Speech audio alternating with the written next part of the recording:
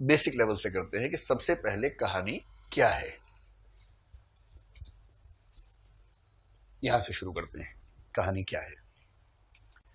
अब कहानी क्या है, एक सेंस आप सबको पहले से है ही। आप सबने कहानियां सुनी भी हैं और बनाई भी होंगी कभी ना कभी, लिखी हो या ना हो, बनाई तो होंगी ही। कहानी बनाना समझ रहे हैं आप लोग जहां फंस जाते हैं तो वहां किसी तरह से मैनेज करने के लिए कहानियां बनाई जाती हैं।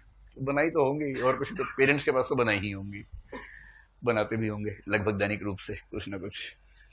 जब मम्मी का फोन आता होगा, मम्मी का फोन लड़कों को शायद नहीं आता है, लड़कियों को आता होगा लड़कों को भी आता है, लेकिन वो प्यार भरा फोन होता होगा, इंस्पेक्शन भरा फोन नहीं होता होगा।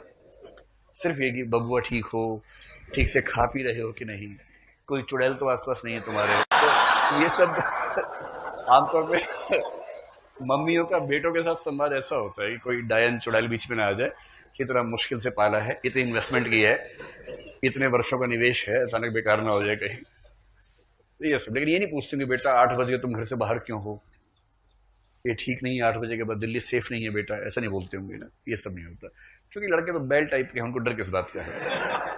लड़कियों को लेकर फोन मम्मियों के अलग टाइप के होते हैं, बेटा आज तुमने क्या पहना है, ठीक से पहना करो कपड़े, दिल्ली ठीक जगह नहीं है बेटा, तो दिसंबर का महीना वैसे भी दिल्ली में ठीक नहीं माना जाता है, तुम ठीक से घर में रहा करो, तुम्हारे आसपास कौन है, वीडियो कॉल पे दिखाओ कमरा पूरा, कोई है तो नहीं आसपास। वो ये सब फोन होते हैं। तो आपका होता है प्रेम और दुलार भरा, इनका होता है इंस्पेक्शन भरा। बाप के फोन में रिवर्स हो जाता है, बाप और बेटी बहुत प्यार से बात करते हैं, पप्पा कैसे हो पप्पा, और बाप और बेटे की बातचीत में मौन की भूमिका ज्यादा रहती है।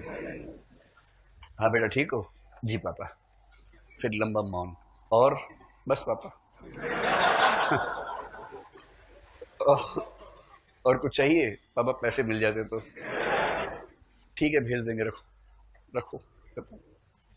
इसके आगे बात ही नहीं होती कि बाप से, बाप बाप होता है बाप मजाक छोड़ना है, बाप तो बाप है। तो ऐसे ही, ठीक ऐसे ही हम जब विधाओं की बात करते हैं तो पहले आज आपको दो शब्द समझाते हैं। एक शब्द है विधा और एक शब्द है शैली। विधा और शैली। विधा शब्द के लिए अंग्रेजी में या फ्रेंच में एक शब्द चलता है, जॉनर बोलते हैं या जॉनरे बोलते हैं उसको, और उसकी स्पेलिंग अगर मैं ठीक याद कर पा रहा हूं तो वो है GENRE। एक बार आप जरा गूगल करके देखिए स्पेलिंग ठीक है या इसमें कुछ चेंज करने की जरूरत है। GENRE, इसका उच्चारण है जॉनरे या जॉनर। कुछ लोग जॉनर बोलते हैं, कुछ जॉनरे बोलते हैं। उसका हिंदी अनुवाद होता है विधा। और एक है शैली, स्टाइल।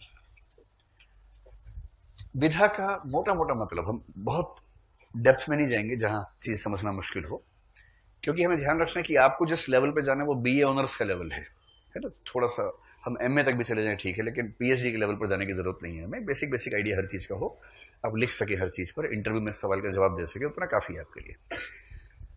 विधा का मतलब यह है कि आपने साहित्य में कौन से फॉर्मेट को चुना। फॉर्मेट इसके लिए एक अच्छा शब्द है। और फॉर्मेट का मतलब है कि मेरे मन में एक भाव था या विचार था, उसको प्रस्तुत करने के मेरे पास कई ऑप्शन थे, कई विकल्प उपलब्ध थे, तो मैं उनमें से किस विकल्प को चुनूं, इसको हम कहेंगे विधा। जैसे हमने गद्य की बात की, तो गद्य की विधाओं में एक विधा उपन्यास है, एक विधा कहानी है ना, और नाटक आपको पता ही है, रेखा चित्र, संस्मरण, ये सब विधाएं हैं कि आपने अपनी अनुभूति को, अपनी भावना को, अपने विचार को व्यक्त करने के लिए फॉर्मेट कौन सा लिया। कल मैंने आपको हल्का सा जिक्र किया था कि ये फॉर्मेट का चयन पूरी तरह से लेखक के हाथ में नहीं होता है। बड़ी मात्रा में इस बात से तय होता है कि आपकी जो अनुभूतियां हैं वो अनुभूतियां किस तरह की हैं। इसलिए अगर कोई आपसे कहे कि मैं कोई भी विधा चुन लूंगा, ऐसा नहीं हो सकता है। विधा, मोटे तौर पर विधा का चयन इस बात से अपने आप हो जाता है कि हमारी मन स्थिति क्या है। हाँ, ये हो सकता है कि एक मन स्थिति में आपके पास 2-3 ऑप्शंस हों, उनमें से आप चुन लें अपने हिसाब से, ये हो सकता है। जैसे मैंने कहा था कि अगर किसी आशिक का दिल टूटा है ताजा ताजा, 10-12 मिनट पहले ही टूटा है, अभी धड़क रहा है जोर जोर से, तो ऐसे धड़कते हुए दिल के साथ उपन्यास नहीं लिखा जा सकता। आप सोच सकते हैं कभी कि आज मूड ठीक नहीं है, सोच रही हूं कि उपन्यास लिख देती हूं एक, नहीं होगा ना। उपन्यास के लिए बहुत पेशेंस चाहिए, लिखने में ही 1 साल लग जाएगा। इसलिए उपन्यास वही लिख पाएगा जो बहुत मध्यम भावनाओं के साथ, धीमी और कम तीव्र अनुभूतियों के साथ उस पर आगे बढ़ेगा। वो एक रात का मामला नहीं है कि रात को अचानक कविता फूटी और कविता निकल गई, वो नहीं। उपन्यास यूं नहीं निकलेगा, उसके लिए बहुत पेशेंस चाहिए। तो जिसपे बहुत पेशेंस है वो उपन्यास लिखेगा। और भावनाओं की दिक्कत है कि भावनाएं जब तेजी से आती हैं उतनी ही तेजी से लौट भी जाती हैं। इसलिए उपन्यास कभी भी भावना प्रधान नहीं हो सकता। भावना प्रधान जब भी कोई रचना होगी आकार में छोटी ही होगी, क्योंकि भावुकता आई, खट से लिखा, भावनाएं खत्म हो गई। जो रचना आकार में बहुत विस्तृत है वो भावुकता की मनःस्थिति में, इमोटिव माइंडसेट में लिखी ही नहीं जा सकती। ऐसे जब आप बहुत विचारशील होंगे तब आप निबंध ही लिखेंगे, आलोचना कर सकते हैं। और जब बहुत इमोशनल होंगे उस समय क्या फूटेगा? या तो गीत फूटेगा। गीत ऐसा एक स्ट्रक्चर है, एक ऐसी विधा है जिसमें गेयता होती है। गेयता का मतलब इसको गाया जा सकता है। लय होती है, बहुत गहरी लय होती है। तीव्र भावुकता का लय के साथ संबंध बहुत गहरा है। और इसको समझने का सबसे आसान उदाहरण यह है कि जब आप बहुत गुस्से में होते हैं और किसी को गालियां देते हैं। आप लोग गाली देते हैं? मैंने सुना है कि इस बैच पे फरिश्ते आए हुए हैं, ऐसा कोई काम नहीं करते हैं। तो आप में से कितने लोगों ने आज तक गाली नहीं दी? हाथ खड़ा करें।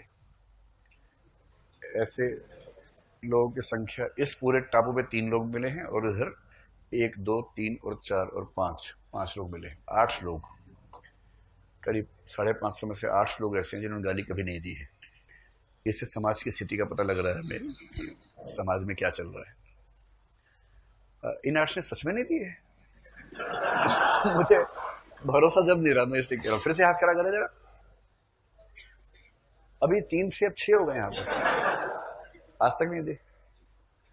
चलिए, बहुत अच्छी बात है। ईश्वर करे आप हमेशा ऐसा बने रहे। आप लोगों में कभी नहीं दी है।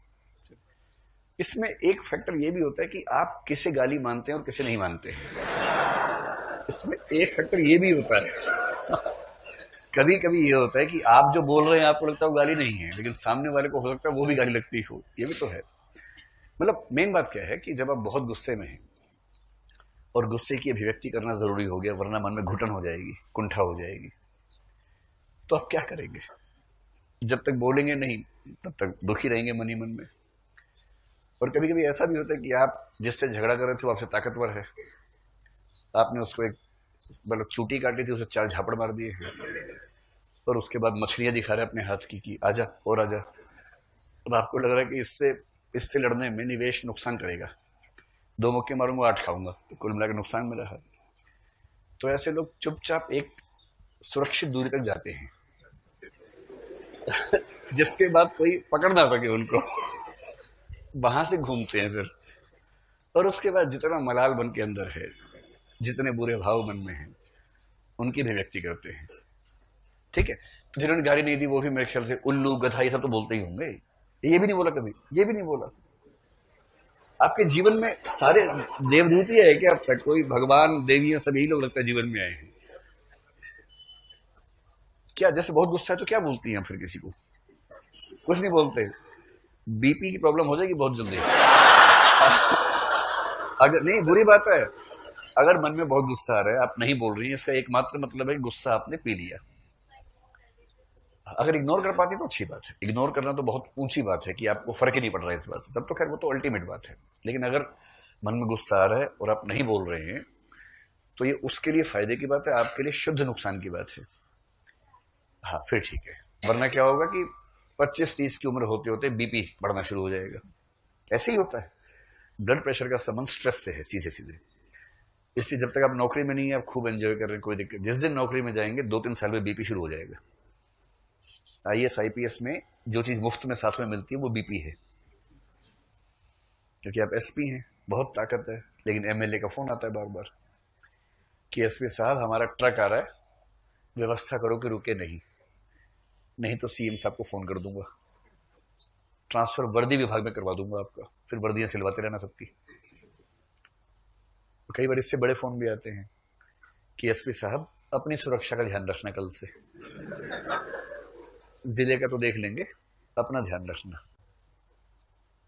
और बाहुबली एमपी है, उसकी ख्याति है कि 60-70 मर्डर कर चुका है, और उनमें से 3 एसपी थे पुराने। उसका फोन आया है। अब इसके बाद क्या होगा ना, रासायनिक परिवर्तन होते हैं अंदर बहुत सारे।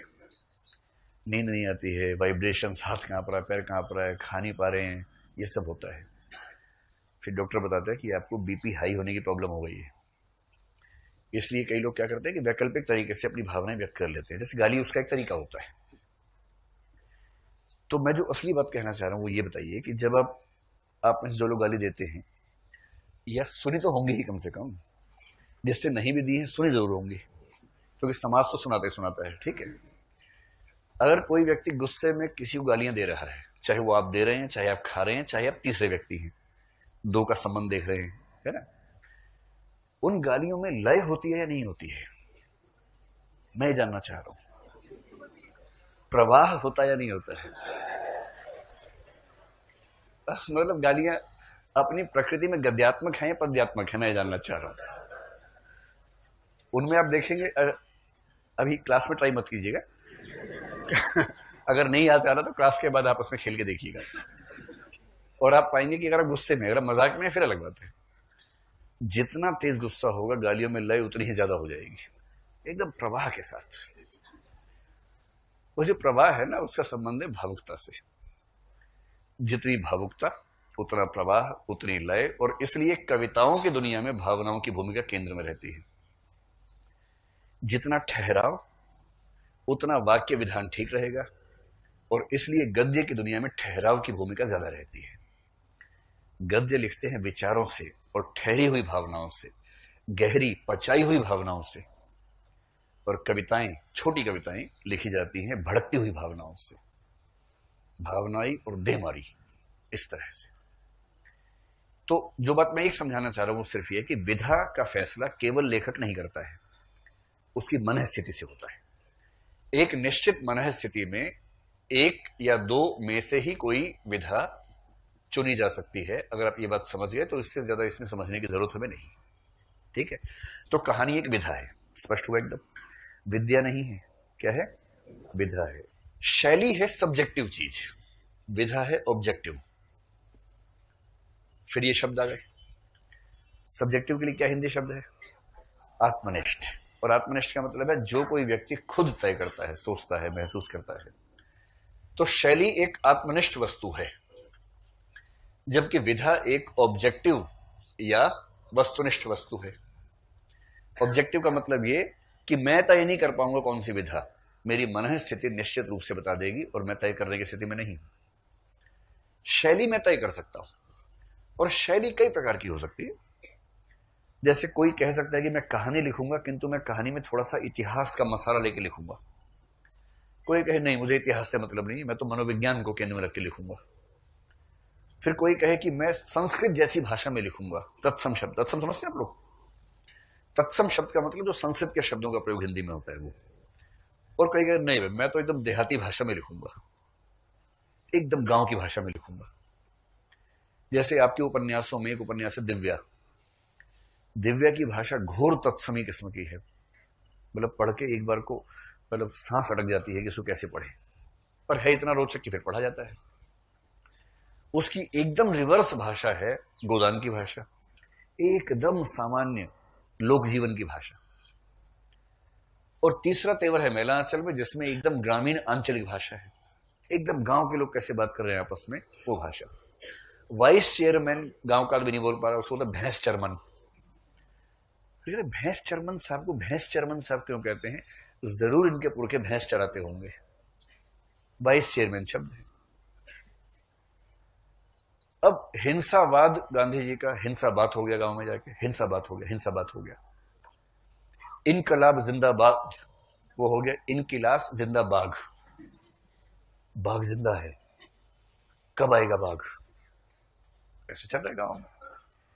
तो फणीश्वरनाथ रेणु कहे कि मैं तो इस भाषा में ही लिखूंगा, गांव की भाषा में।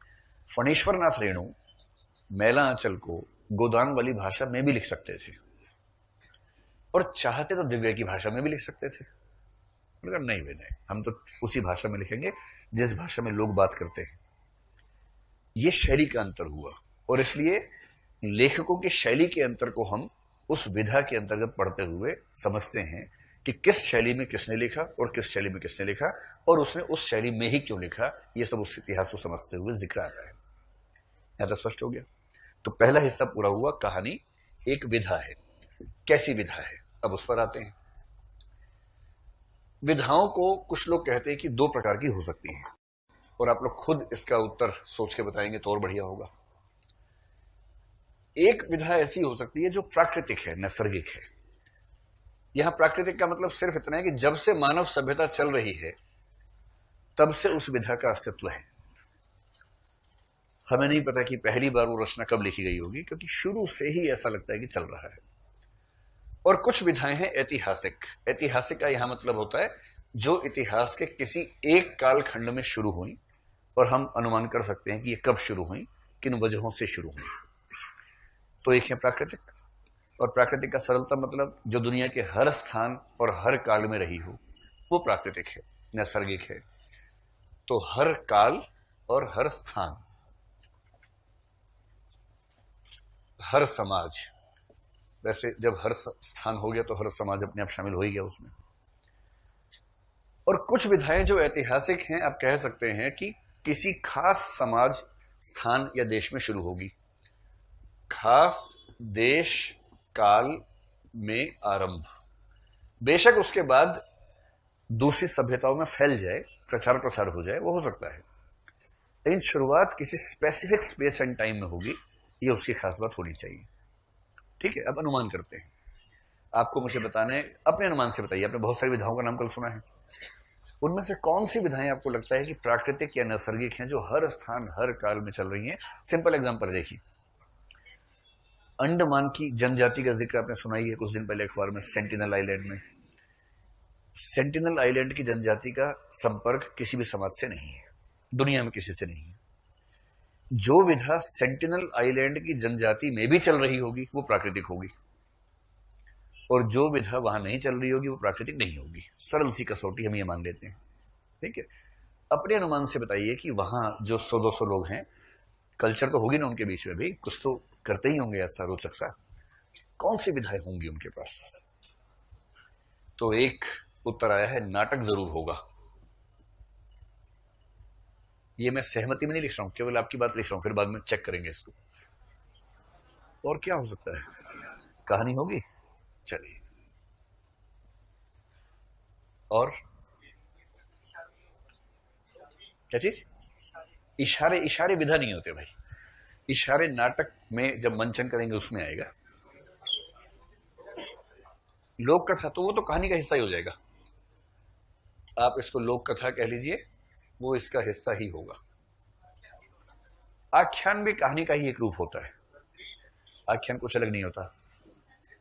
संस्कृति कोई विधा नहीं होती है, संस्कृति तो बहुत बड़ी चीज हो गई। नृत्य, चलिए नृत्य भी लिख लेते हैं। और एक शब्द बार बार कुछ लोग बोल रहे हैं, गीत। इनमें से एक ऐसी विधा है जो सही है किंतु साहित्य का हिस्सा नहीं है, तो कौन सी है, नृत्य है। क्योंकि चित्रकला भी होगी ही होगी, स्थापत्य भी होगा ही होगा, अपने घर तो बनाते ही होंगे। हम स्थापत्य को, संगीत को, नृत्य को साहित्य में शामिल नहीं करते, इसलिए हम यहां से इसको हटा देते हैं। बात सही है, नृत्य होगा जरूर, उसके बिना, मतलब इतनी पुरानी सभ्यता है। एक रिपोर्ट मैंने पढ़ी, वो कह रहे हैं कि 60,000 साल पुरानी सभ्यता है, किसी न किसी फॉर्मेट में। जब मनुष्य के मनुष्य बनने की प्रक्रिया शुरू हुई होगी, होमोसेपियंस वाली, उस समय से उस आइलैंड पे एक सभ्यता रह रही है। इतना लंबा इतिहास उसका है, तो कुछ तो डेवलपमेंट तो होंगी ही होंगी। गीत प्राकृतिक विधा है, और गीत का सबसे प्राकृतिक रूप है लोरी, जो दुनिया के हर समाज में हर मां को अपने बच्चे के लिए चाहिए, इसलिए गीत प्राकृतिक है। जब मां बच्चे को सुला रही होती है, या बाप सुला रहा हो, कोई भी सुला रहा हो, बाप सुलाता बच्चा सोता है डर के मारे कि क्या करेगा, पीटेगा तो नहीं उसके बाद। मां सुलाए तो भरोसा होता है कि ये ठीक व्यक्ति है, इसकी बात ठीक लग रही है। तो सोने की प्रक्रिया में लय का बड़ा महत्व है। जैसे आपके कमरे में अगर पंखा खराब हो, आवाज कर रहा हो, तो नींद कई बार नहीं आती है, पर अगर खट की आवाज एक खास क्रम में लगातार आ रही हो ना, तो अच्छी नींद आ जाती है, क्योंकि वो रिदम बन जाती है, लय बन जाती है, और दिमाग हमारा जो है वो लय पे बहुत अच्छे तरीके से शांत हो जाता है। ऐसे ही लोरी में बहुत अच्छी आवाज में एक लय आती है, उस बच्चे को नींद में जाने में सुविधा रहती है। इसलिए कुछ लोग कहते हैं कि लोरी के रूप में गीत, और वैसे भी जब संस्कृति बनती है लोग गीत लिखते हैं, गीत गाते हैं, खुश होते हैं, वो सब रहता ही है। कहानी भी एक प्राकृतिक विधा है। और कहानी क्यों प्राकृतिक है? एक तो लोक कथाएं तो अपनी जगह है, हर समाज को अपनी संस्कृति का इतिहास, उसकी महान गाथाएं बताने के लिए कहानियां चाहिए। उससे पहले सबसे पहली समस्या है कि जब बच्चा पैदा होता है वो सामाजिक नहीं होता है, समाज विरोधी भी नहीं होता है, असामाजिक भी नहीं होता, वो समाज से तटस्थ है, उसको पता ही नहीं समाज क्या चीज है। उसे समाज के रहने के लिए मूल्य सिखाने होते हैं, संस्कार देने होते हैं। और बच्चा ऐसा है, आपने जहां उसको अमूर्त बात कही वो समझेगा नहीं, और जहां उसको उपदेश दिया वो टिकेगा नहीं, तुरंत भाग जाएगा। आप बोलेंगे चलो बेटा खड़े होके 100 बार बोलो कि हमेशा सच बोलूंगा, वो 20-30 में बोल देगा पापा 100 हो गए। और बोलना क्या था? हमेशा सच बोलूंगा। इसी पे झूठ बोल रहा है, क्योंकि उपदेश झेलना बच्चों की प्रकृति का हिस्सा नहीं है। अब उसे कैसे आप अच्छे मूल्य, अच्छे संस्कार दें? तो बच्चों में जो जो उन्हें बच्चा बनाता है वो चीज जिज्ञासा, उन्हें जिज्ञासा बहुत ज्यादा है। और जब कोई चीज कहानी के रूप में आती है उनका बड़ा मन लगता है उस चीज में। इससे जैसी माँ बाप या दादा दादी बोलेंगे कि बेटा एक राजा था, बच्चा खींचा चला आता है कि कितनी रानियां थी ये तो बताओ आगे। और उसके बाद फिर बाप समझा रहा है, अरे राजा जी ऐसे थे, उनकी टांगें बरगद के पेड़ जितनी लंबी थी। अब बच्चा सोचे बाप रे कितना लंबा था, तो पापा हाथ कितने? उसका हाथ इतने लंबे हाथ थे कि यहां से हमारे तो सड़क तक चले जाते थे हाथ। अब बच्चे को बड़ा मजा आ रहा है, अच्छा अच्छा। और सिर तो ऐसा था, सिर तो वैसा था। और जब वो राजा जी चल रहे थे, धप एक पैर पड़ा, गड्ढा हो गया, दूसरा धप वहां कुआं बन गया। बच्चे को इतना मजा आ रहा है ऐसी कहानी सुनने में, उसको इस बात से मतलब नहीं कि गधा बना रहे हैं मुझे, लेकिन उसको बड़ा मजा आ रहा है, क्योंकि दुनिया भर के बच्चे एक जैसे हैं, उनको मजा आता है। इससे डोरेमोन इतना हिट है, इससे डोरेमोन भी चलेगा, छोटा भीम भी चलेगा, वो सब चलेंगे, क्योंकि बच्चों को चाहिए कहानी अच्छी अच्छी। और हर समाज में माँ बाप या उनके दादा दादी की जिम्मेदारी है कि बच्चों को कहानियां सुनाएं। उनकी कोशिश है कहानियों के माध्यम से बच्चों को शिक्षा और संस्कार दें। बच्चों की कोशिश है कि शिक्षा संस्कार हटा के कहानी सुने। और पेरेंट्स और बच्चों में यह संघर्ष चला आ रहा है बहुत सारी सदियों से, और चलता रहेगा।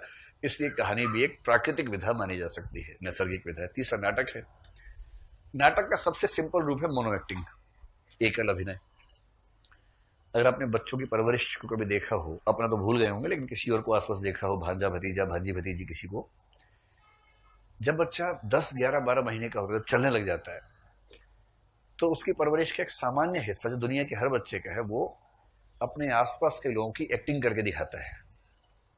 इसको रोल प्लेइंग कहते हैं। जैसे अगर उसका बाप रोज ऑफिस जाता है एक ब्रीफकेस लेके मान लीजिए, और अपनी पत्नी को बोलता है कुछ, जो भी उसका नाम है, सुनीता आज लंच भिजवा देना इतने बजे, शाम को देर हो जाएगी, मान लीजिए ऐसे बोलता है। बच्चा इतना कीन ऑब्जर्वर होता है, बहुत ध्यान से सुनता रहता है कि किसने किसको क्या बोला, कैसे कैसे क्या चल रहा है। और बाप चला गया, 1 घंटे बाद क्या करेगा? ब्रीफकेस जैसा कुछ मिलेगा, हाथ में उठा के चलता हुआ ऐसे आएगा, सुनीता लंच भेज देना। और माँ को रहा है टिंगू कैसे बात कर रहा है, एक झापड़ मार उड़ता हो जाएगा, लंच भेज देना। तो ऐसे बोलता है, फिर माँ की एक्टिंग करेगा, दादा की एक्टिंग करेगा। ये उसकी परवरिश का सामान्य हिस्सा है। वो बड़ों जैसा होना चाहता है। बड़ों, और स्पेशली घर में जिसकी ताकत सबसे ज्यादा है, जिसका महत्व सबसे ज्यादा है, उसकी एक्टिंग सबसे ज्यादा, क्योंकि उसको अपील करता है कि मेरी भी ऐसी महत्ता घर के अंदर हो। इसलिए इन 3 विधाओं को साहित्य की दुनिया मानते हैं कि ये प्राकृतिक विधाएं हैं, हमेशा से चल रही हैं, हमेशा तक चलेंगी, जब तक मानव सभ्यता रहेगी। अब चलिए एक ऐसी विधा बताइए जो आपको लगता है कि नहीं भाई प्राकृतिक नहीं है, वो तो एक खास देश, खास काल में ही शुरू हुई होगी, जैसे उपन्यास। अब उपन्यास किस देश काल में शुरू हुआ होगा, अगर हमें यह समझना हो, तो पहली बात है कि उपन्यास एक लंबी विधा है।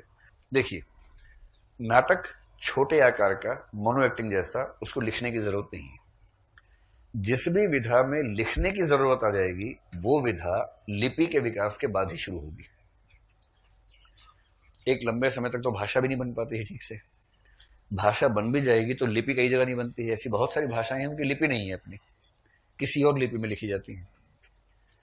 भाषा हो गई, लिपि हो गई, उसके बाद भी मान लीजिए किसी ने उपन्यास लिखा, किस पे लिखेगा?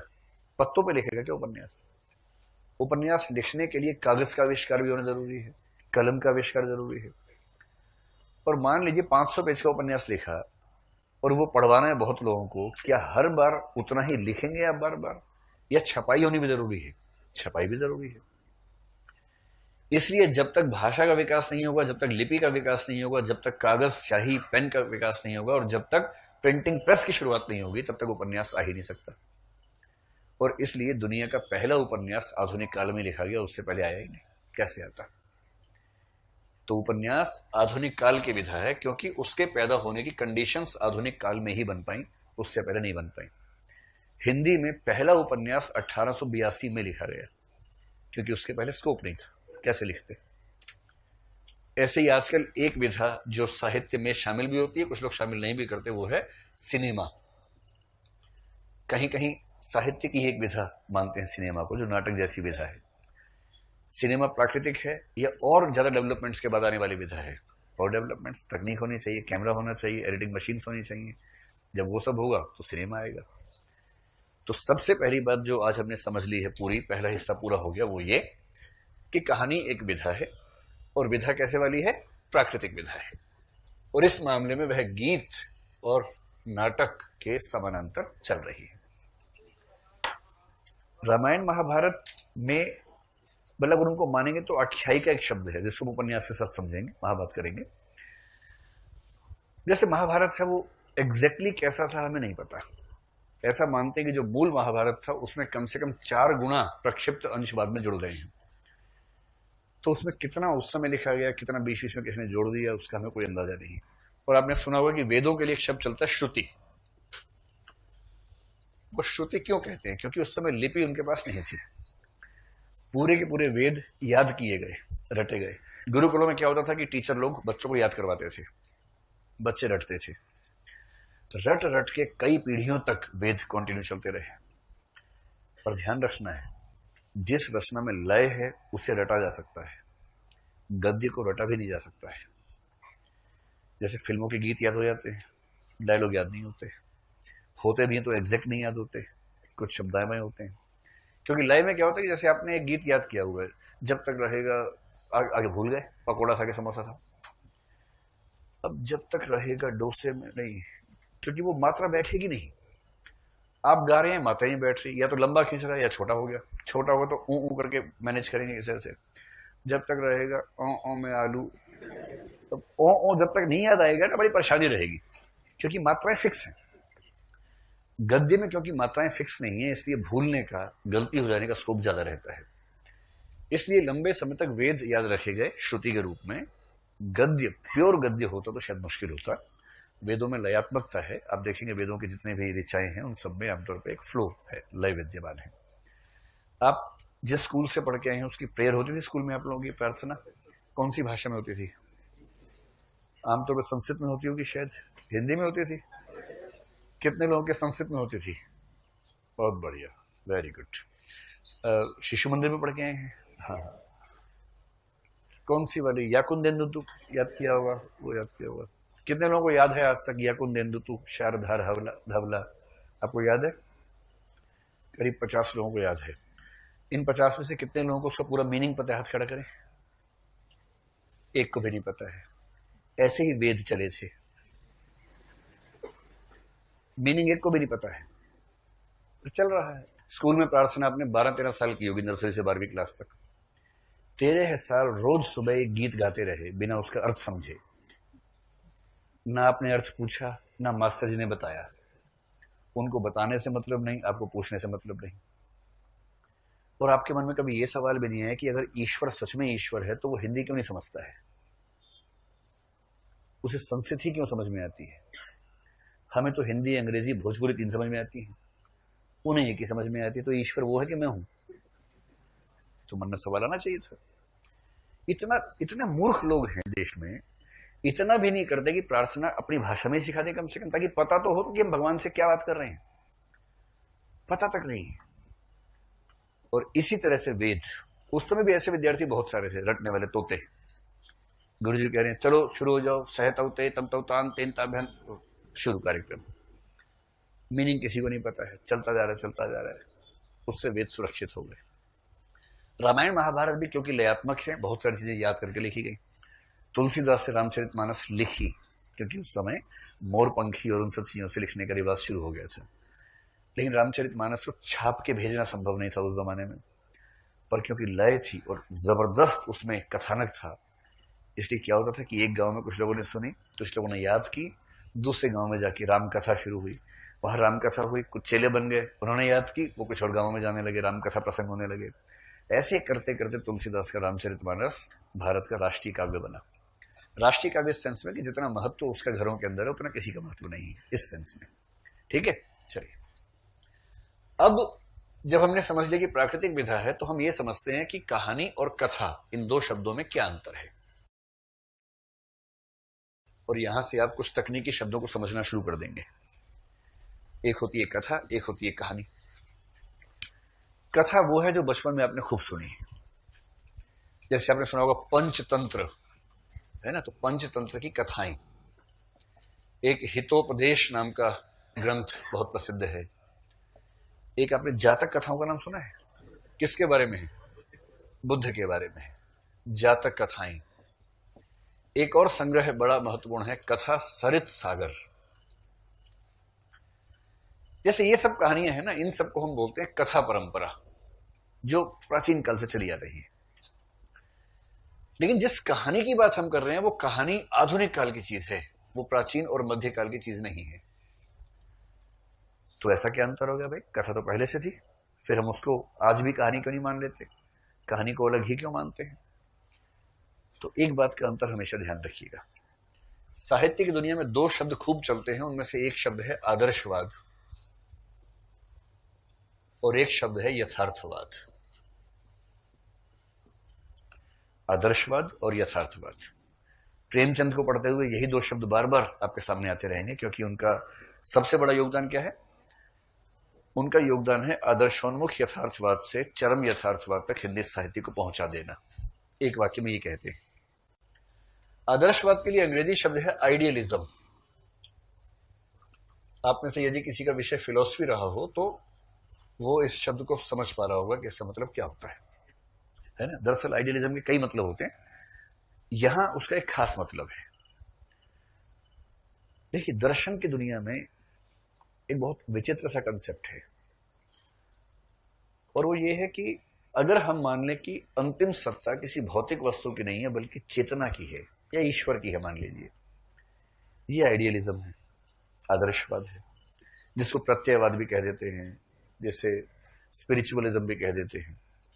और यदि कोई माने कि ईश्वर विश्वर बेकार की बात है, आत्मा बेकार की बात है, अंतिम रूप से यह पृथ्वी या भौतिक वस्तु में ही सत्य है, इसे कुछ लोग बोलते हैं कि हम इसको भौतिकवाद, मेटीरियलिज्म कहेंगे। और जब कोई कहे कि जो, या और स्पष्ट कहें, दर्शन की दुनिया में आपको क्या लगता है? जैसे मेरे हाथ में जो पेन दिख रहा है, आप लोग दिख रहा है पेन है, ये पेन सच में है, ये प्रतीत हो रहा है? सच में है। अगर आप मानते हैं कि सच में है तो आप यथार्थवादी हैं, रियलिस्ट हैं। और दर्शन में ऐसे लोग हैं जो न केवल कहेंगे बल्कि साबित कर देंगे आपके सामने कि पेन नहीं है, और आप देखते रह जाएंगे, हाथ मलते रह जाएंगे, वो साबित भी कर देंगे। आप भौचक्के रह जाएंगे कि ये क्या साबित कर दिया, और आपके सामने साबित करेंगे 500 लोगों के सामने, और आप में से किसी की चूं भी नहीं निकलेगी उसके बाद, ऐसा साबित कर देंगे। और फिर वो कहेंगे पेन है नहीं, पेन प्रतीत हो रहा है। ये आइडियलिज्म है दर्शन की दुनिया में। लेकिन जब साहित्य में इन शब्दों का प्रयोग हो, ये मैंने इसलिए कहा कि दर्शन के लोग थोड़ा सा ध्यान रखें, उससे अलग शब्द में यहां पर हम बात करेंगे, अलग अर्थ में बात करेंगे। साहित्य की दुनिया में आदर्शवाद का सरल सा मतलब है कि लेखक का उद्देश्य क्या है। अगर लेखक का उद्देश्य है आदर्श की स्थापना करना, तो वो आदर्शवादी है। और कुछ लेखक क्या करते हैं, जो आजकल के अच्छे लेखक माने जाते हैं, और कह रहे आदर्श आदर्श छोड़ो, भाड़ में जाए। यथार्थ को सही रूप में प्रस्तुत करना, यथार्थ को सही रूप में प्रस्तुत करना, इसको बोलते हैं यथार्थवाद। मैं आपको एग्जांपल देकर समझाता हूं, ठीक है। जैसे पिछले 8-10 साल से हिंदी सिनेमा में एक डिबेट चल रही है। एक फिल्म आई थी दिल्ली बैली, करीब 8-10 साल हुए होंगे इस बात को मेरे ख्याल से, और वो पहली ऐसी फिल्म हिंदी में थी जिसमें गालियों का प्रयोग भयानक तरीके से किया गया था। जितनी गंदी गालियां सोची जा सकती है वो सब उस फिल्म के अंदर थी, और धारा प्रवाह एकदम। और आमिर खान उस फिल्म के प्रोड्यूसर थे, उस फिल्म में उनका छोटा सा रोल भी था। तो लोगों ने कहा कि यार आमिर खान, तुम इतने संजीदा किस्म के आदमी बनते हो, इतनी बढ़िया बढ़िया फिल्में बनाते हो, सामाजिक चेतना वाले व्यक्ति भी हो, ये क्या कर दिया। तो आमिर खान ने तो जो बात कहनी थी वो कही। उसने कहा कि भाई समाज का सच है, इसमें छिपाने में क्या रखा है, जो सच है वो है सच। तो आप मुझे ये बताएं, आप में से कितने लोगों ने देखी वो वाली फिल्म दिल्ली बैली? ठीक है, लगभग 10 से 15% बच्चों ने देखी है, ठीक है। और लड़कियों ने एक ने भी नहीं देखी है? अच्छा, आपने देखी है। मुझे लगा गंदी चीजें दूर रहते हैं इसलिए आपने ध्यान रखा इस बात का, ठीक है। एक और फिल्म आई थी गैंग्स ऑफ वासेपुर, वो कितने लोगों ने देखी, हाथ खड़ा करें। हाँ, गैंग्स ऑफ वासेपुर। इतना खुश है जैसे खुद उस गैंग का हिस्सा हो, देखिए खुशी का आलम देखिए। अच्छा, आप लोगों ने भी देखी, ठीक है। तो गैंग्स ऑफ वासेपुर में भी गालियां हैं, दिल्ली बैली से कम है, लेकिन हाँ गालियां ठीक ठाक मात्रा में हैं। इससे आपको प्रेरणा तो नहीं मिल रही कि दिल्ली बैली आज देखते हैं घर जाके? पता ही नहीं था ये तो आप मुझे ये बताएं, किसी फिल्म में गालियों का होना अच्छी बात है या बुरी बात है? अच्छी बात है, बहुत मजा आता है मजा आता है, एकदम होम फीलिंग टाइप का लगता होगा ना, जैसे अपने रूम में बैठे हुए हैं वैसी फीलिंग आ रही है। जैसे रूम में होता है, 4 रूममेट्स हैं, हर तरफ से गालियां बरस रही हैं, तो फिल्म में ही बरस रही हैं सामने से। कितने लोगों को लगता है कि बुरी बात है इसी फिल्म में गाली का होना? बुरी बात है, हाथ खड़ा करें, संकोच मत कीजिए, एकदम अपने मन की बात कहिए, खुल के कहिए। ऐसे लोगों की संख्या करीब 10% मान लेते हैं लगभग। और कितने लोगों को लगता है कि गाली फिल्म में होना अच्छी बात बेशक ना हो, लेकिन ठीक है, कोई दिक्कत नहीं है इसमें। ऐसे लोग ज्यादा है। समाज प्रगति कर रहा है, मेरा देश बदल रहा है, मोदी जी ने बदला है, ठीक ठाक लग रहा है। चलिए, अच्छा ये आप सबको पता होगा कि जब किसी फिल्म में गालियां होती हैं वो फिल्म ओनली फॉर एडल्ट्स होती है। 18 साल से छोटे बच्चे हालांकि देख तो लेते ही हैं, लेकिन अलाउड नहीं है उनको देखना। बड़े शहरों में तो कम से कम नहीं देख पाती है, थिएटर में जाएंगे तो वहां रोक दिया जाएगा उनको, आई कार्ड चेक करते हैं उनका, भगा देते हैं उनको। छोटे शहरों में मुझे अब का नहीं पता, जब मैं छोटे शहर में था हम तो देख लेते थे, उस समय कोई दिक्कत नहीं होती थी, और बाकी बच्चे भी देखते ही थे। आजकल मुझे नहीं पता कि छोटे शहरों में कितनी बंदिशें हैं, लेकिन उस जमाने में तो होता था। और जब वो फिल्म टीवी पे आती है तो टीवी पे वो सारे जो साउंड्स हैं बीप कर देते हैं उसको, हालांकि बीप करने से बच्चे और समझ जाते हैं। तो आजकल क्या करते हैं, बीप नहीं करते, चुप कर देते थोड़ा सा, 1 आध सेकंड के लिए। बच्चे बच्चे तो बाप होते हैं बड़ों के, वो लिप मूवमेंट से अंदाजा लगा लेते हैं कि क्या बोला हुआ इसने, तो उनकी अपनी दुनिया चलती रहती है। 18 साल से बड़ी उम्र का व्यक्ति जो कि एडल्ट है, अभी हमने कुछ देर पहले सोचा था, बात की थी कि कितने लोग गाली नहीं देते, तो 7-8 ऐसे लोग मिले थे जिन्होंने गाली आज तक नहीं दी है। बाकी सब तो दे ही चुके हैं। कुछ अभ्यस्त होंगे, कुछ अति अभ्यस्त होंगे, कुछ ऐसी दशा में होंगे कि वो जहां नहीं देनी है वहां भी निकल जाती थी मुंह से गाली। लड़के लोग अक्सर ऐसी दशा में पहुंच जाते हैं कि दोस्तों से बात चल रही है, एक वाक्य में 4 ना आए तो वाक्य अच्छा ही नहीं लगता है, फ्लो नहीं आता वाक्य में बिना 4 गालियों के। और गलती से पापा के सामने एक निकल जाती है किसी दिन, फिर पापा उसके बस सुताई करते हैं ठीक से, और सुताई करते हुए पापा भी उन शब्दों का प्रयोग करते हैं जिसके लिए सुताई की जा रही है। तो बापों का आग्रह ये है कि मैं तो बाप हूं, मैं तो दे ही सकता हूं, तुम नहीं दे सकते हो। और बच्चे का आग्रह ये है कि मैं 18 साल का हो गया हूं, तो बेटा बाप से 2 कदम आगे ना बढ़े तो फिर बेटा कैसे कहलाए। अब एक स्टैंड साहित्य में ये होता है, जैसे घर के बड़े बूढ़ों का, जैसे मेरे घर के बड़े बूढ़ों का स्टैंड ये है कि गाली नहीं आनी चाहिए, गंदी बात है। आप समाज को क्या सिखा रहे हैं, क्या सीख दिया आपने समाज को? जो व्यक्ति ये बात कहे, आप मान के चलिए कि वो दिमाग से आदर्शवादी है, वो साहित्य के माध्यम से सीख देना चाहता है। और सीख जिस तत्सम शब्द का हिंदी रूप है वो है शिक्षा। शिक्षा ही बदल के बन गया सीख। शिक्षा देनी है, शिक्षा, बच्चे अच्छे बने, प्यारे बने, पवित्र बने, ऐसा कुछ सिखाओ फिल्मों के माध्यम से। तो कौन सी फिल्म बनाओ? राजा हरिश्चंद्र तारामती वो फिल्म बनाओ, संतोषीमा फिल्म बनाओ, या कुछ ऐसी फिल्म गदर टाइप की, जैसे लोग हैंडपंप उखाड़ के लाए पाकिस्तान से और उसके बाद गदर में था ना वो हैंडपंप उखाड़ लिया था, हाँ, ऐसा कुछ कर दो, लोग पाकिस्तान को नेस्तनाबूद कर दें, ऐसा कुछ कर दो। ऐसी फिल्में, देशभक्ति से भरी हुई फिल्में। चक दे इंडिया बनाओ, वो ठीक भी है, चक दे इंडिया। 3 इडियट्स बना दो, चलो कम से कम ये इंस्पिरेशन तो मिले कि व्यक्ति को वही करना चाहिए जो उसका इंटरेस्ट एरिया है। लेकिन गोलमाल क्यों बनाते हो भाई? ये तो नहीं बनानी चाहिए ना। ग्रैंड एंट्री या क्या ऐसा कुछ नाम था ना, जो भी था, तो क्यों बनाते हो? इन फिल्मों से क्या सधेगा? और यथार्थवादी आदमी कहता है कि अरे भाई, फिल्म का उद्देश्य, कहानी का उद्देश्य समाज को भुलावे में रखना नहीं है, आईना दिखाना है, आईना। और आईना दिखाने की शर्त है कि सच ठीक से बताओ, दुनिया में क्या क्या होता है ये बताओ। और कई कहानियां इतनी रोचक है समाज में, जैसे मैं आपको पूछता हूं, ठीक है, अब साहित्य में ऐसे सवाल बार बार आएंगे, मैं रोज आपसे 2-4 सवाल पूछा करूंगा, आपसे हाथ खड़े करवाऊंगा, बिना संकोच के आप कर दीजिएगा। तो आप लोगों की उम्र कम से कम 20 साल तो होगी ही। कितने बच्चे 20 से कम वाले हाथ खड़ा करें? ऐसे 10-12 बच्चे हैं। 18 से कम तो नहीं है? 18 से कम में इलीगल हो जाएगा, मैं इसलिए कह रहा हूं। 18 के हो ना भाई? हाँ हाँ ठीक है। 8-10 बच्चे हैं यार, बिगड़ मत जाना तुम ऐसी बातें सुन सुन के, लेकिन क्योंकि अभी कहानियां ऐसी ऐसी पढ़ोगे, अभी से मैच्योर हो जाओगे। लेकिन ठीक है, कोई बात नहीं, कोई नुकसान नहीं है, फायदा ही होगा। तो 18+ सब लोग हैं, ठीक है। तो ये class only for adult type का मामला मान सकते हैं, सब वयस्क लोग क्लास में बैठे, कोई बच्चा नहीं बैठा है, ठीक बात है। ये क्या बोल रहे हैं कान में आपसे? ये बच्चा है 18। आपकी उम्र कितनी है? हाँ हाँ 21 है। आपकी 22 है ना? इतनी दाढ़ी 18 में आ भी नहीं सकती, इसके लिए तो 20-22 चाहिए ही चाहिए। तो बड़ा आसान सा सवाल है, मैं एक दुनिया समानांतर में तो पूछता ही, अभी पूछ लेता हूं। आप में से कितने लोगों को आज तक प्रेम नहीं हुआ किसी से? हाथ खड़ा करें।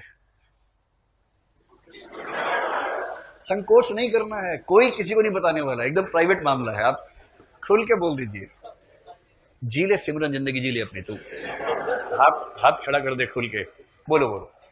कितने लोगों को आज तक, मैं दो तरफा की बात नहीं कर रहा हूं, एक तरफा भी इसमें शामिल है। दो तरफा तो किसी किसी का ही नसीब होता है, एक तरफा कि आप लट्टू थे, सामने वाले भाव ने दिया, वो भी इसमें शामिल है। ऐसे लोग जिनको आज तक एक तरफा प्रेम भी नहीं हुआ किसी के साथ, वो हाथ खड़ा करें। ऐसे लोगों की संख्या, शर्माइए मत, है ना, ऐसे मत कीजिए, चेहरा सामने। 1 2 3 4 5 6 7 8 9 10 लोग ऐसे हैं, अच्छी बात है। 11, एक आप भी है, 11 लोग हैं, ठीक है। मतलब हुआ लेकिन रोक के रखा, मैं उसकी बात नहीं कर रहा हूं। कई बच्चे सीरियस होते कि नहीं अभी नहीं करना है, अभी नहीं करना है, पढ़ना है, नोट्स बनाने हैं, नहीं प्रेम हो रहा है लेकिन नहीं करना नहीं करना, मैं उसकी बात नहीं कर रहा हूं। उसको भी हम काउंट करेंगे, हुआ लेकिन आपने रोक लिया, मैनेज कर लिया, वो अलग बात है, ठीक है। तो मैं फिर भी मान लेता हूं 11 लोग ऐसे हैं। चलिए, और अब असली सवाल है, ये तो ट्रेलर था। कितने लोगों को जीवन में एक ही बार हुआ है, दूसरी बार नहीं हुआ? ऐसे लोगों की संख्या करीब 40 के आसपास दिख रही है। तो 11 को एक बार भी नहीं हुआ है, 40 को एक ही बार हुआ है। कुल लगभग 550 लोग बैठे हैं।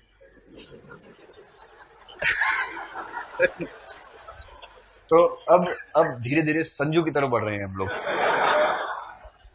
तो अब ईमानदार से, मतलब बिना संकोच के ईमानदार से हाथ खड़ा करके बताना कितने लोगों को कम से कम 2 बार प्रेम हो चुका है। बेशक एक तरफा हो, हाथ खड़ा कर लीजिए, संकोच मत कीजिए। देखिए इसमें भी हाथ नहीं खड़ा कर रहे हैं, कम से कम 2 में 2 3 4 8 10 सब शामिल हैं। अब कईयों ने हाथ खड़ा किया, हाँ अब हम एलिजिबल हुए 10 बोलते ही। चलिए, अभी कई लोग हाथ नहीं खड़ा कर, संकोच लग रहा है उनको, शर्म आ रही है। देखिए आदर्श ये है कि व्यक्ति को जीवन में केवल एक व्यक्ति से प्रेम होना चाहिए। गृहस्थ जीवन का आदर्श तो यही है कि पति के मन में पत्नी के अलावा किसी का भाव ना आए, और पत्नी को सपने भी पति के ही आए। हालांकि कल ये बात हमने देख ली थी, ऐसा होता नहीं, अलग बात है। आदर्श तो यही है ना। अच्छा, हम अपने पेरेंट्स के बारे में अगर सोचे, हमारा मन करता है कि भगवान ऐसा ही हो, कि मेरे पापा को मेरी मम्मी के अलावा किसी से प्रेम नहीं होना चाहिए, कभी हुआ भी नहीं होगा। भगवान से प्रार्थना करते कि ना ही हुआ हो, ऐसी खबरें ना मिले जो चुभ जाए बाद में, तो ठीक है। कहीं बड़ी उम्र में पता लगे कि एक भाई और भी है उस शहर में, तो खराब लगेगा। तो ऐसे ही मम्मी को लेके ज्यादा लगता है कि मम्मी को किसी और से ना हुआ हो, क्योंकि वहां थोड़ा संस्कृति ज्यादा हावी हो जाती है महिलाओं के मामले में। पुरुष के मामले में चलता है कि ठीक है, कोई बात नहीं, बुरी बात है, भेदभाव बुरी बात है, लेकिन दिमाग में रहता है इस तरह से। लेकिन आप अपने जीवन में देख चुके होंगे, नहीं तो देख लेंगे आगे चलकर, कि ये कल्पना है, क्योंकि मन में विचलन होना बहुत सामान्य बात है। अब साहित्यकार क्या दिखाए अपनी कहानी में? ये दिखाए कि सारे चरित्र राम और कौशल्या जैसे हैं, सीता मैया जैसे हैं, मन वचन कर्म से एकदम शुद्ध पत्नीव्रत पतिव्रत हैं। तो आदर्श का की पोटली बन के तो रह जाएगी, लेकिन उसमें रियल लाइफ नहीं आएगी। रियल लाइफ तब आएगी जब आप असली जिंदगी उसमें लेके आए। असली जिंदगी दिखाने के दो पर्पज होते हैं। एक पर्पज ये होता है कि आप बिना बात के गिल्ट फीलिंग में ना रहे। जैसे कोई बाबा जी टाइप का बच्चा है, बचपन से बाबा जी बन गया था, ऐसे संस्कार मिले, बेटा ये बेटा वो, ये हवन कर लो, पूजा कर लो, ये कर लो, वो कर लो, और 8-10 साल का वो तिलक लगाने लग गया, 12 साल में छोटी भी हो गई उसकी। अब जब उसके मन में विचलन कभी जीवन में होगा ना, वो झेल नहीं पाएगा। वो इतना गिल्ट फीलिंग से भर जाएगा कि ये क्या हो रहा है मेरे साथ, जबकि ये सबके साथ हो रहा है। यथार्थवाद का फायदा है कि वो सबको बता देता है कि भाई नकली मत बनो, असलियत ये है, सबकी ये है, अपने स्वभाव को स्वीकार करो। हाँ, कोई गलत काम मत करो, लेकिन मैं कैसा हूं स्वभाव से, मनुष्य कैसा, ये तो पता होना चाहिए। और अगर सबका स्वभाव एक जैसा है, तो मैं उसी बात को लेकर गिल्ट फीलिंग में, अपराध भावना से क्यों भरा रहूं, पाप की भावना मेरे मन में क्यों रहे कि मैं बुरा व्यक्ति हूं? जरूरत नहीं है। और दूसरा, नकली आदर्शों, नकली महानताओं के चक्कर में क्यों पड़े, सहज क्यों ना रहे? जीवन में सबसे महत्वपूर्ण चीज है सहज रहना। मैं जैसा हूं, मैं अपनी प्रकृति के साथ सहज हूं, मुझे अपने आप से घिन नहीं आती है, और मुझे यह भी पता है कि महान नहीं हूं, ना मुझे महान होने का शौक है। मैं जैसा हूं वैसा हूं। मैं भगत सिंह नहीं बनना चाहता, मैं भगत सिंह नहीं हूं। मैं जो हूं मैं वही हूं, और मैं वही रहना चाहता हूं जो मैं हूं। मुझे किसी और की नकल नहीं करनी, अपने जैसा होना है। यथार्थवाद मनुष्य को सहज बनाता है। जैसे हो इसमें क्या दिक्कत है, बुरा क्या है? और इसलिए जब आधुनिक काल शुरू हुआ, मध्यकाल में क्या था कि धर्म का दबाव बहुत ज्यादा था यूरोप में। आधुनिक काल जब शुरू हुआ, रेनेसां, पुनर्जागरण, धर्म सुधार वगैरह होते होते धर्म का शिकंजा हटने लगा। रेनेसां में मनुष्य का महत्व बढ़ा कि अरे मनुष्य जैसे हो, अपनी महानता को समझो, तुम अच्छे हो, बुरे नहीं हो। क्योंकि बाइबल ये कहती है कि, बाइबल का पहला अध्याय जेनेसिस ये कहता है कि ईश्वर ने, गॉड ने पहले आदम को पैदा किया, एडम को पैदा किया। आगे चल के एडम अकेला था, नहीं बहुत अच्छा फील कर रहा होगा, तो उसकी संगति के लिए ईव को पैदा किया, जो पहली औरत है। एडम के पैर की एक एक्स्ट्रा पसली से ईव को पैदा किया, और दोनों से कहा खूब आराम से स्वर्ग के उद्यान में विचरो। स्वर्ग का उद्यान है ईडन गार्डन, कलकत्ता वाला नहीं, स्वर्ग वाला, उसका नाम है गार्डन ऑफ ईडन या ईडन गार्डन। वहां रहो, धूमधाम से रहो, बस वर्जित फल मत चखना। वर्जित फल क्या है? कुछ लोग कहते हैं ज्ञान, कुछ लोग कहते हैं सेक्स। लेकिन जेनेसिस में लिखा है कि ईव ने एडम को उकसाया और एडम ने वर्जित फल को चखा। और वर्जित फल का प्रतीक क्या है? एक सेब आधा कटा हुआ, जो एप्पल का लोगो भी है, वैसा ही। और जैसे ही गॉड को पता लगा कि इन्होंने मेरे आदेश का उल्लंघन किया है, सजा के तौर पर उनको पृथ्वी पर भेजा, देश निकाला दिया, लात मार के भगा दिया, और कहा कि स्वर्ग में रहने के लायक नहीं है तुम लोग। और तब से वो पृथ्वी पर है। फिर गॉड ने, क्योंकि बच्चा ही था, तो गॉड ने उसके लिए एक दिन में सारे पेड़ पौधे बनाए, एक दिन में जानवर बनाए, एक दिन में सूर्य बनाया, चंद्रमा बनाया, 6 दिन में दुनिया बनाई, 7वें दिन छुट्टी कर दी। तब से सप्ताह की धारणा आ गई क्रिश्चियनिटी में। इसलिए क्रिश्चियनिटी ये मानती है कि मनुष्य इस जगत पर एक पाप की सजा भुगत रहा है।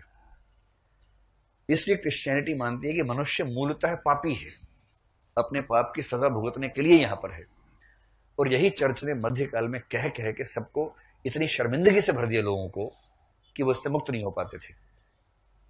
और जब रेनेसां हुआ, जब समझ में आया कि सब बकवास बातें हैं, तो मुक्त होने लगे, सहज होने लगे। और जब सहज हुए तो यथार्थवाद आने लगा कि जो सच है दिखाओ। अरे भाई, समाज में गालियां बोली जाती हैं, 18 साल की उम्र का व्यक्ति गालियां सुनता है, उसको पता है क्या गालियां हैं। अगर फिल्म केवल 18 साल से बड़े व्यक्तियों के लिए है और उसमें यथार्थ को महसूस करवाने के लिए कुछ गालियों का इस्तेमाल किया गया है, तो क्या दिक्कत है? जिसको दिक्कत है फिल्म ना देखे। कोई कह रहे कि नहीं देखो तो फांसी पे टांग देंगे आपको, मत देखो फिल्म। और जिसको अपने यथार्थ को देखने की इच्छा है तो देखे, क्या दिक्कत है? बस ये गारंटी हो कि जो देखने वाला है वो वयस्क व्यक्ति है। यथार्थवाद ये कहता है।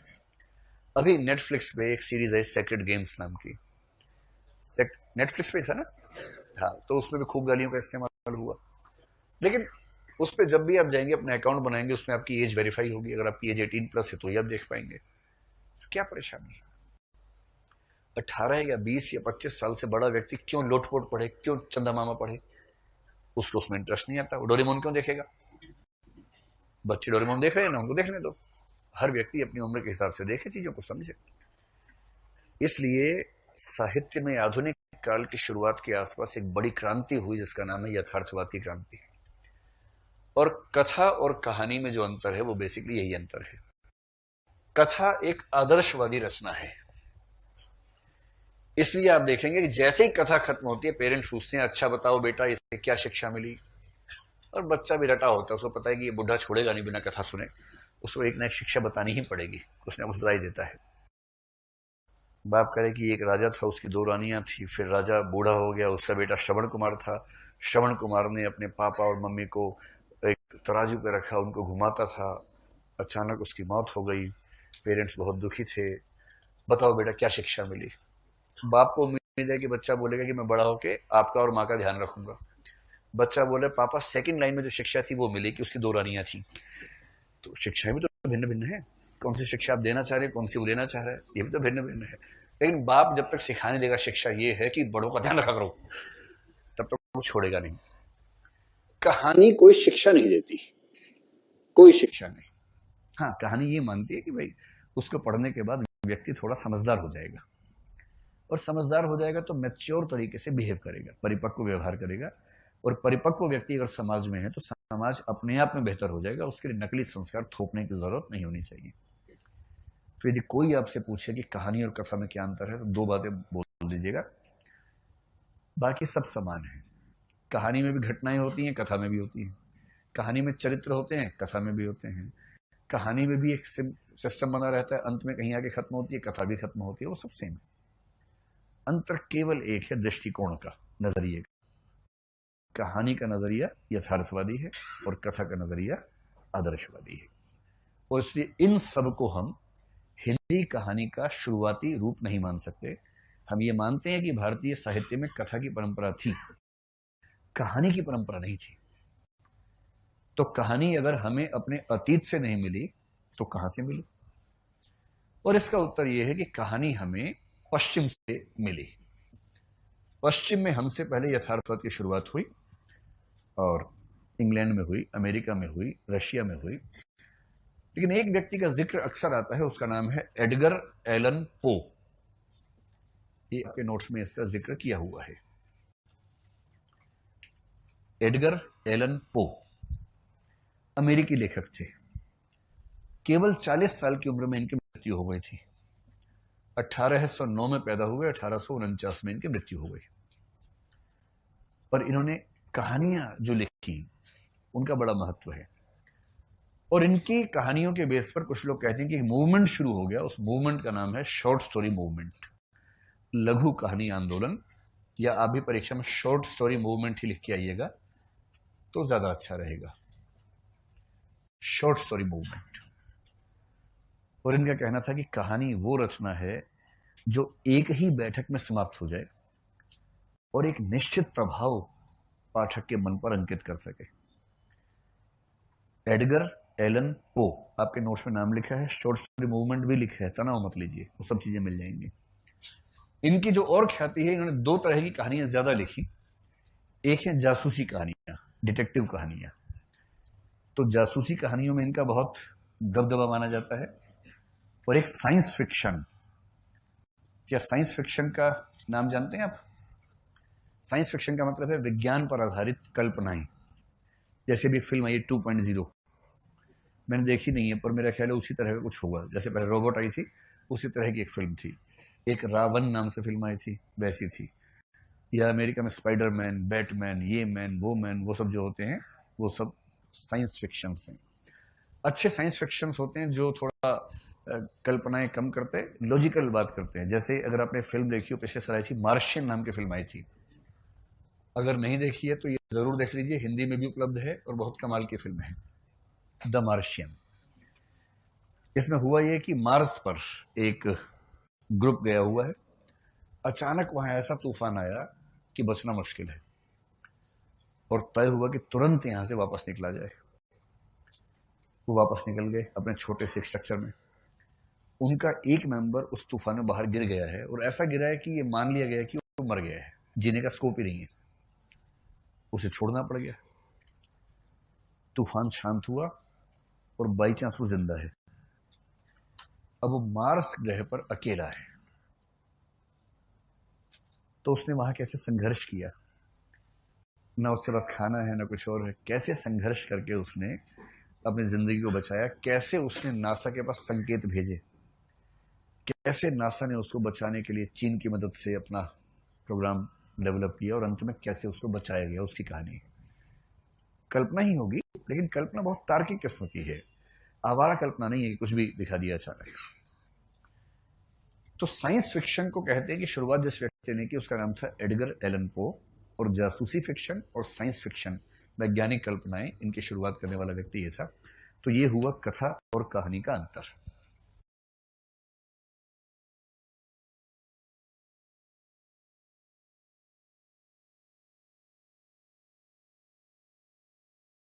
कहानी पढ़ना शुरू करने से पहले जो आखिरी बात समझने की है वो है कहानी के तत्व। आजकल यूपीएससी कभी कभी इस लेवल के सवाल पूछती है कि कहानी के तत्वों के आधार पर इस कहानी की समीक्षा करें, ऐसा। तो कहानी के तत्व क्या है? देखिए, तत्व का मतलब है कि कौन सी चीजें मिलकर कहानी को कहानी बनाती हैं। तो एक शब्द अंग्रेजी में है कॉन्स्टिट्यूएंट्स। कॉन्स्टिट्यूएंट्स का मतलब है किन चीजों के मिलने से कोई चीज बनती है। निर्माणक इकाइयां क्या हैं, निर्माणक तत्व क्या क्या हैं।